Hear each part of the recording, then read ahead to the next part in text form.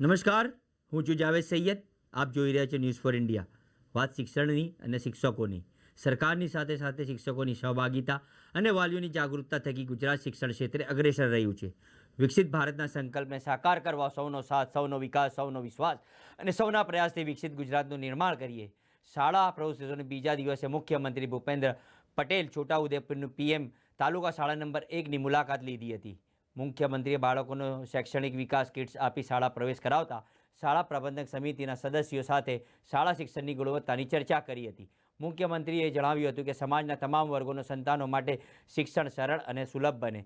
છેવાડાના પરિવારો અને ગામડાના વિદ્યાર્થીઓને ગુણવત્તાસભર શિક્ષણની સુવિધા આપીને સાક્ષરતા દરમાં વધુને વધુ વૃદ્ધિ કરવા શાળા પ્રવેશોત્સવ મહત્વપૂર્ણ બન્યો છે.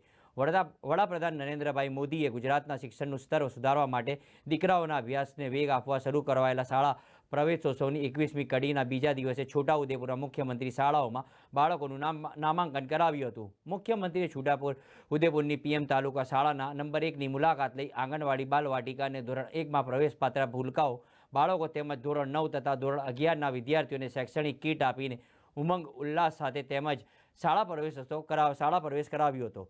મુખ્યમંત્રીએ જણાવ્યું હતું કે રાજ્ય સરકારે આદિવાસી વિસ્તારોમાં આંતર માળખાકીય સુવિધાઓ પૂરી પાડી છે. દીકરીઓ માટે નમો લક્ષ્મી યોજના તથા વિજ્ઞાન પ્રવાહના વિદ્યાર્થીઓ માટે નમો સરસ્વતી યોજના અમલી બનાવી છે. એટલું જ નહીં, ઉચ્ચ શિક્ષણ માટેના અનેકવિધ યોજનાઓ પણ રાજ્ય સરકારે શરૂ કરી છે. સરકારની સાથે શિક્ષકોની સહભાગિતા અને વાલીઓની જાગૃતતા થકી ગુજરાત શિક્ષણ ક્ષેત્રે અગ્રેસર રહ્યું છે. આ પ્રસંગે જિલ્લા કલેક્ટર અનિલ ધામેલિયાએ શાબ્દિક સ્વાગત કરતા શાળા પ્રવેશોત્સવની પૂર્વ ભૂમિકા આપી હતી. તેમજ જિલ્લા વિકાસ અધિકારીએ આભાર દર્શન કરાવ્યું હતું. જિલ્લા પંચાયત પ્રમુખ મલ્લિકાબેન પટેલ પ્રાસંગિક ઉદ્બોધન કર્યું હતું. વર્ષ 2005-6માં તત્કાલિક મુખ્યમંત્રી અને હાલના પ્રધાનમંત્રી નરેન્દ્રભાઈ મોદીના હસ્તે શાળા પ્રવેશ મેળવીને ઉજ્જવળ કારકિર્દી ઘડનારા વિદ્યાર્થીઓનું વિવિધ ક્ષેત્રમાં વિશિષ્ટ સિદ્ધિઓ મેળવનારા વિદ્યાર્થીઓનું સન્માન કરી કાર્યક્રમ મુખ્યમંત્રીના હસ્તે કરાયું હતું. ધોરણ 3થી 8માં પ્રથમ સ્થાન મેળવનાર વિદ્યાર્થીઓને શિલ્ડ એનાયત કરાયા હતા. આ તકે મુખ્યમંત્રીએ શાળાના લર્નિંગ કોર્નરની મુલાકાત લીધી હતી. તેમજ શાળાના પ્રાંગણમાં વૃક્ષારોપણ કર્યું હતું. ધારાસભ્ય રાજેન્દ્રસિંહ રાઠવા, પૂર્વ સાંસદ નારણભાઈ રાઠવા, તાલુકા પંચાયત પ્રમુખ કલ્પનાબેન રાઠવા, અગ્રણી ઉપેન્દ્રભાઈ રાઠવા, જિલ્લા શિક્ષણ અધિકારી આનંદકુમાર પરમાર, જિલ્લા પ્રાથમિક શિક્ષણાધિકારી જે.કે. પરમાર, અધિકારી, પદાધિકારીઓ, વિદ્યાર્થીઓ, વાલીઓ અને મોટી સંખ્યામાં ગ્રામજનો ઉપસ્થિત રહ્યા હતા.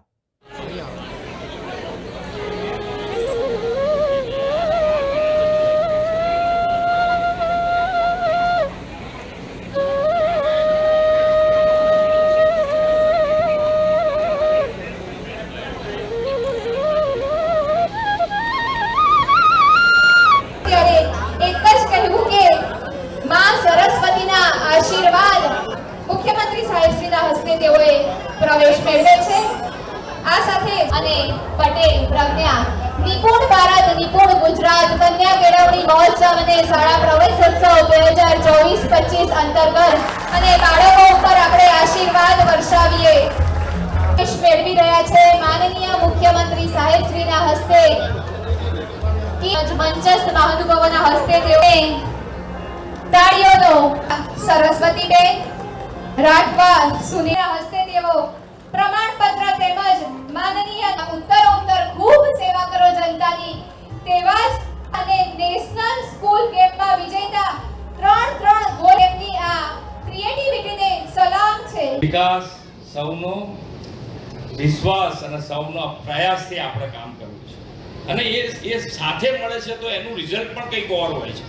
આજે તમે દરેક જગ્યાએ આજે આદિવાસી પટ્ટામાં આપણે વ્યવસ્થા બધી આપી, સાયન્સ કોલેજથી માંડી પરિણામ મળ્યું છે. આજે અહીંયાથી જે એ વખતે શાળા પ્રવેશોત્સવ કરી અને આજે આગળ વધ્યા છે એનું પણ આપણે અહીંયા સન્માન કર્યું. આજે તમે જુઓ તો શિક્ષક પોતે પણ છોકરો એક દિવસ જો સ્કૂલે ન આવ્યો હોય તો બીજા દિવસે સ્કૂલે ના આવે તો બીજા દિવસે ઘરે જતા પહેલા શિક્ષક એના ઘરે પહોંચી જાય છે. શું તકલીફ છે, કેમ નથી આવ્યા, માદા પડ્યા છે અથવા તો ક્યાંક કામે લઈ ગયા છે કે કોઈ સામાજિક કામમાં જતા તરત જ એની ઇન્ક્વાયરી. તે સ્કૂલો પાછળ, વિદ્યાર્થીઓ પાછળ શિક્ષક પણ એટલું ધ્યાન આપે. સરકાર તરફથી યોજનાઓ અને યોજનાઓનો લાભ બરોબર છે, પણ નાની નાની મુશ્કેલી, સામાજિક મુશ્કેલી અને સામાજિક મુશ્કેલીમાં પણ શિક્ષકોની સહભાગી થવા માંડી.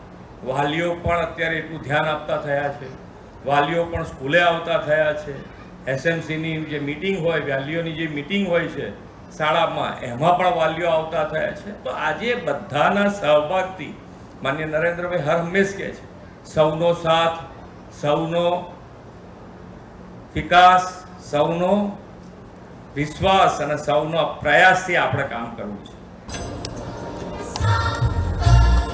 હર્ષની લાગણી અનુભવીએ છીએ.